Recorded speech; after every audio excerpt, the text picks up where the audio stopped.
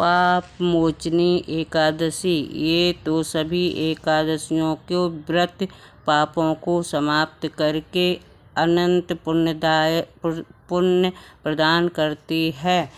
अब तक सुनाई हुई कथाओं के लिए भगवान श्री कृष्ण का भांति भांति से साधुवाद करते हुए धर्मराज युधिष्ठिर ने कहा, हे माधव, चैत्र मास के कृष्ण पक्ष की एकादशी का नाम, विधि विधान और महत्व के बारे में बतलाइए। ये भी बतलाइए कि इस दिन किस देवता की और किस प्रकार पूजा की जाती है। तब भगवान श्री कृष्ण ने कहा, हे राजन, सभी पापों को नष्ट करने वाली इस एकादशी का नाम पापमोचनी है। इस दिन भगवान विष्णु की पूजा करने का शास्त्रीय विधान है। आपने जो प्रश्न मुझसे पूछा है वही प्रश्न एक दिन महाराज मादाता ने लोमस ऋषि से पूछा था। तब लोमस ऋषि ने उन्हें जो कथा सुनाई थी वही मैं तुमसे कहता हूँ, ध्यान पूर्वक सुनो। देवताओं के खजांची कुबेर के बाग का नाम चैत्र था। उस बाग में गंधर्वों की कन्याएं किन्नरों के साथ विहार करती थी।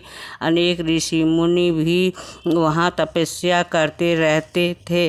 स्वयं देवराज इंद्र भी चैत्र और वैशाख मास में देव जाओं सहित वहाँ जाकर क्रिया करते थे। वही अपने आश्रम में मेधावी नाम के एक ऋषि भी तपस्या करते थे। वे शिव के परम भक्त थे। एक दिन मंजुघोषा नाम की अप्सरा ने ऋषि को मोहित करने का विचार किया। वह भय के मारे उनके समीप तो नहीं गई, परंतु दूर बैठकर वीणा और मधुर गीत गाने लगी। उसी समय कामदेव भी मेधावी ऋषि को जीतने के लिए वहाँ आ पहुँचे। उन्होंने उस सुंदर अप्सरा को भौहों को धनुष, कटाक्ष को डोरी, नेत्रों को संकेत और कूचों को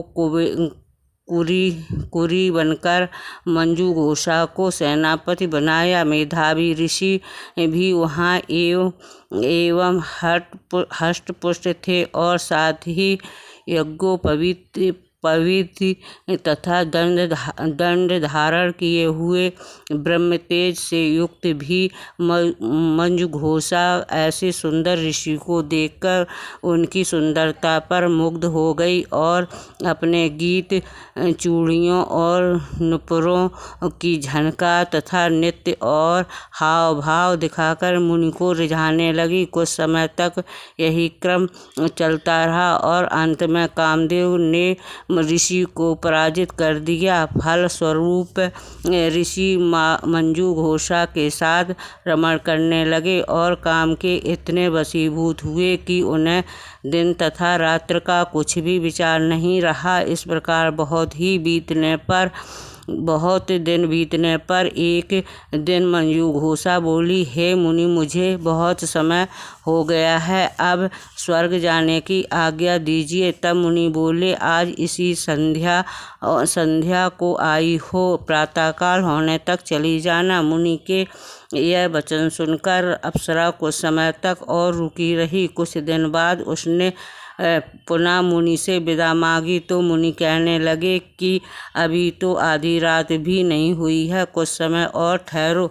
अप्सरा ने कहा, महाराज, आपकी रात तो बहुत लंबी है, आप जरा स्मरण कीजिए कि मुझको यहाँ पर आए हुए कितने वर्ष बीत गए हैं। उस अप्सरा की यह बात सुनकर मुनि ने समय का विचार किया तो ज्ञात हुआ कि अप्सरा के साथ रमण करते हुए उनको 57 वर्ष 7 मास और 3 दिन बीत गए थे। यह ज्ञान होते ही वह अप्सरा उनको काल के समान प्रतीत होने लगी। मुनि अत्यंत क्रोधित हुए और उनकी आँखों से ज्वाला उत्पन्न होने लगी।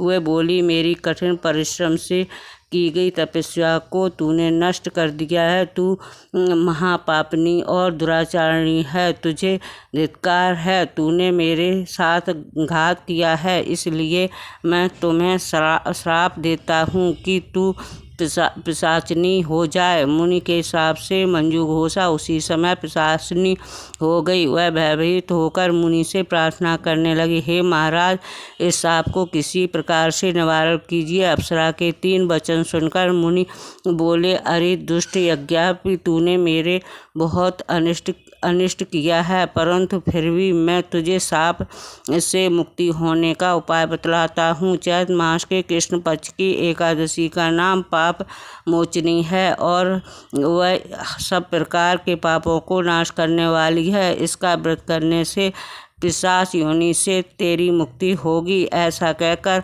मेधावी ऋषि अपने पिता च्यवन ऋषि के पास आश्रम को चल पड़े। मेधावी को देखकर च्यवन ऋषि कहने लगे, अरे पुत्र, तूने ऐसा क्या अनर्थ किया जिससे तेरा सारा पुण्य क्षीण हो गया। तब मेधावी ने कहा, हे पिताजी, मैंने एक अप्सरा के साथ रमण करके घोर पाप किया है। अब आप इस पाप से छूटने का उपाय बतलाइए। तब च्यवन ऋषि बोले, हे पुत्र, चैत मास कृष्ण पक्ष की पाप मोचनी एकादशी का व्रत करने से सब पाप नष्ट हो जाते हैं, इसलिए तुम उस व्रत को करो। पिता की आज्ञा पाकर मेधावी ऋषि ने विधि पूर्वक इस व्रत को किया, जिससे उनके सब पाप नष्ट हो गए।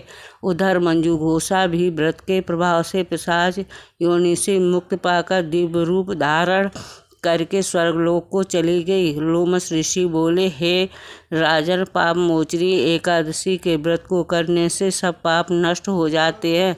इस कथा को सुनने तथा पढ़ने से 1000 गोदान का फल मिलता है और इस व्रत को करने से ब्रह्म हत्या, गर्भपात, सुरापन, गुरुपत्नी से प्रसंग आदि जैसे पाप भी नष्ट हो जाते हैं और अंत में स्वर्ग को प्राप्ति होती है। जय एकादशी मैया की जय। एकादशी मैया की जय हो।